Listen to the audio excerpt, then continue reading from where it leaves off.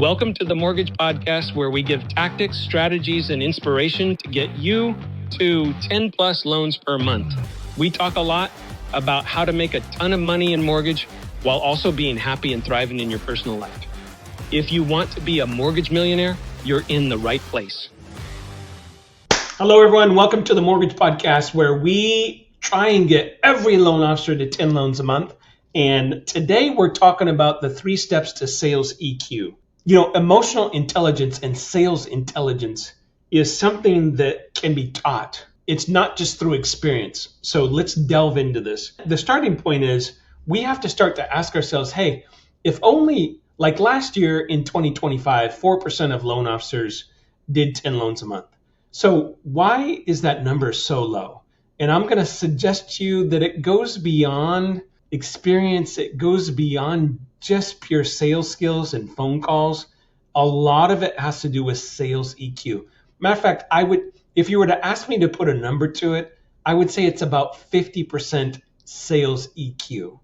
Knowing what to say, how to say it, when to say it, following a process, right? All these things that add up to sales EQ. Let's dive in. I'm going to try and simplify this. And it's hard to talk about because when you say that someone lacks sales EQ, what they hear is they're dumb.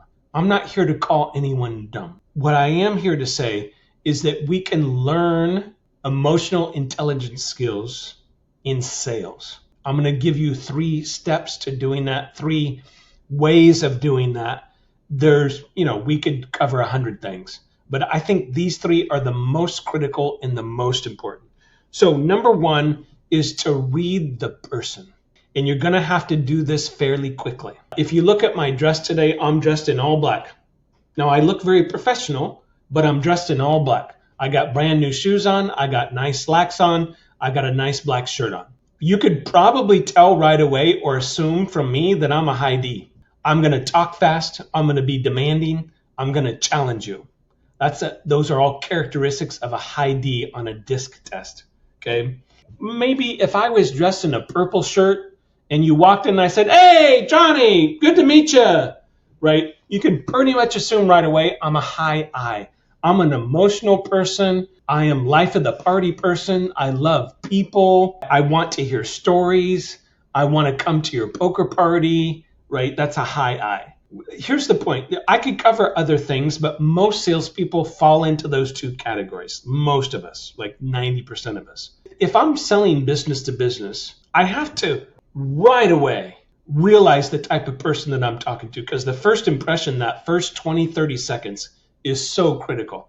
And they're literally making a judgment in between their ears that says, I can deal with this person, I like this person, or I think they're kind of doofuses. Now, once they put you in the doofus category, you're kind of done, right? It's very hard to overcome that. You ever meet someone at a party or maybe in a business setting, you're like, man, I just like this person.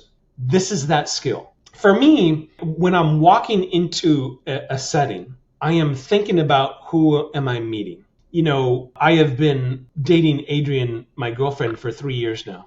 And I'm in a lot of different situations with her. She's in a lot of different situations with me. Sometimes we are working with some family members that are very uneducated, don't have much money at all. And I can't go in there talking down to them, acting like I'm better than them, things like that. They're going to come back to her and say, man, your new guy is kind of uppity, right?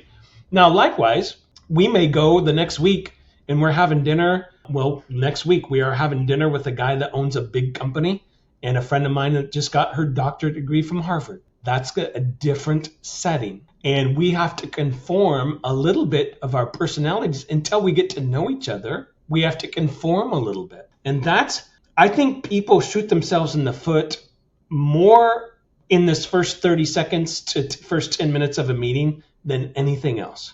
I was at my golf club a couple months ago. I was with a friend. Another friend came up to say hi. The friend talked to us for 5 minutes and walked away.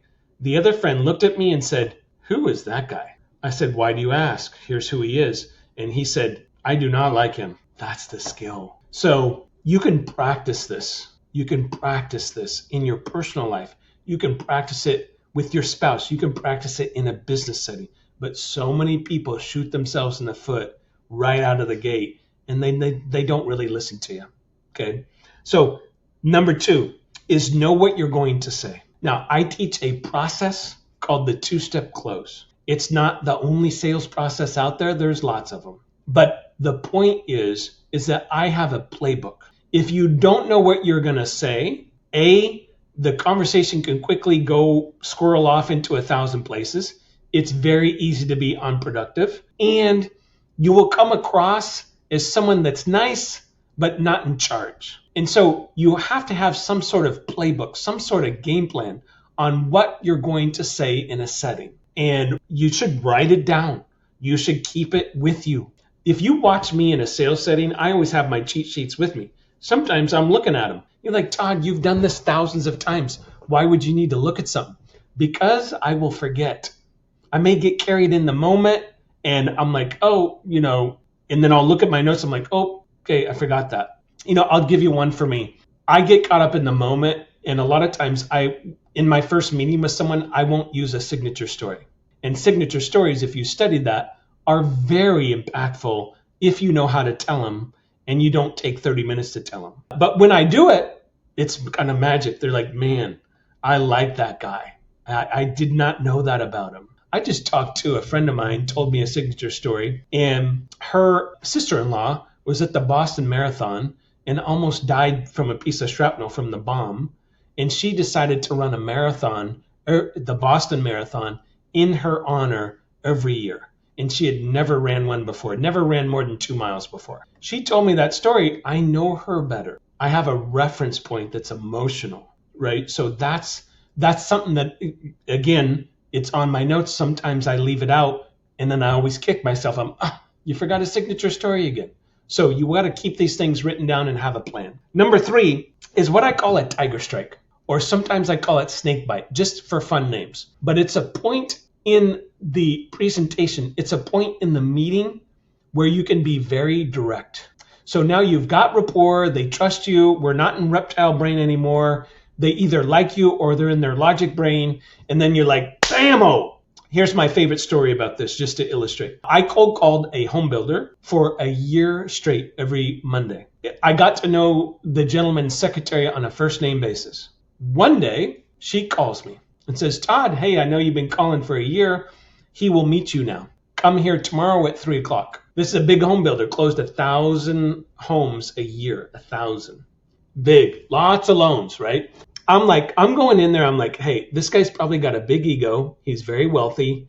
And I probably got one chance. So I'm not going to get a chance to do a 2-step close and all that. This is just my mindset. So we sat down there and sure enough, he's a high D. He's very wealthy. And, he's looking at me as a kid and is like, what can you do for me lately? So I'm searching, probing some questions. And I said, hey, what's your capture rate? He says, oh, I think it's about 70%. I said, do you track it? Yeah, the controller tracks it. I said, can you have him come in here with the report? That was the first challenge. Yeah. Hey, Mike, come in here with that capture rate report. Mike brings in the capture rate report. Now, this guy's got 18 subdivisions, and he's got a summary at the top. So I look at the summary at the top, and his capture rate was, the current lender's capture rate was 52%. And I looked at it, and Mike, hey, I'm Todd.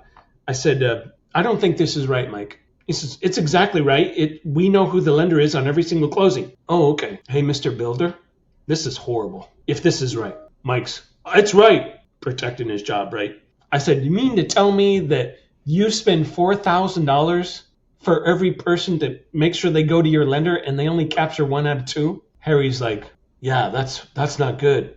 Now I go for the close. I said, listen, give me two of your toughest subdivisions. If I can't get your capture rate to 80%, you fire me in 6 months. And at the very least, it'll get your current lender off their butts and increase their capture rate. And they'll start competing with me because you'll kind of shame them that way. He's like, I'll see you in the sales meeting Monday at 8 a.m. I got the biggest account I ever got. Now the 2 subdivisions grew into 4, grew into 8, grew into 12. So over a course of time, several years, I improved myself, and got more and more business. Thousands of loans. Okay, so that's the tiger strike. And it's just my pet name for there comes a point where you got to challenge or you got to be direct. And it's such a problem for people I can't tell you. In the dating world, it's when someone, and I actually had this experience with Adrian, and there was a point I looked at her and I said, you know what? I don't care to date other people, but you should keep dating other people. That's a tiger strike. She looked at me and said, well, why do you think I need to date other people? I said, because you haven't been single that long and I have, and I want you to see what's out there. So she said, okay. About 40 days later, we're on a walk, real romantic walk by the river. And she turns to me and she says, you remember that discussion we had about seeing other people? I said, yeah. She said, I saw a few other people and I know who I want, and it's you. I don't care to date anyone else. Now that result came from the tiger strike. So I want you to think about these three things. Read the person right away. Know what you're going to say. Have a plan. And number 3, don't forget the tiger strike, because that's what starts the close process. You can't just be, flowery and nice, in business and get anywhere, right? There comes a point we actually got to decide something. We got to do something. You got to close someone. And that's what this is about. The tiger strike is a setup to that. And so many people are afraid to be honest and direct. And then we wonder why we make $100,000 a year. It's because you're not bold. Okay. So those are 3 examples, 3 of the better ones on sales EQ. Over the course of time, maybe I'll do some more of these, because there's about 20 more things that we could really study. But those are 3 really, really good ones. Please share this with a loan officer. That's how this stuff spreads. I really appreciate you. And I hope that you realize I only do this because I want to see you get to 10 loans a month. Have a beautiful week.